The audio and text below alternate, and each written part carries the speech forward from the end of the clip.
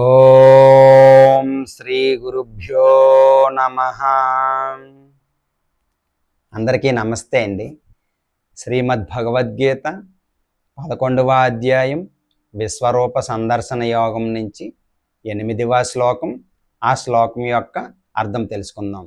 నతు మాం శక్యసే ద్రష్టుం అనేనైవ స్వచక్షుషా దివ్యం దదామి తే చక్షుః పశ్య మే యోగమైశ్వరం.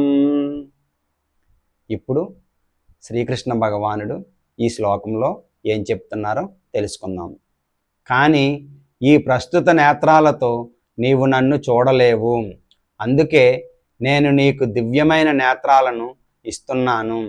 నా యోగ ఐశ్వర్యాన్ని ఆ దివ్య నేత్రాలతో చూడు అని శ్రీకృష్ణ భగవానుడు అర్జునుడికి చెప్తున్నారన్నమాట. విన్నారు కదండి ఈ శ్లోకం యొక్క అర్థం. రేపు మరొక శ్లోకంతో మళ్ళీ కలుసుకుందాం. హరే కృష్ణ.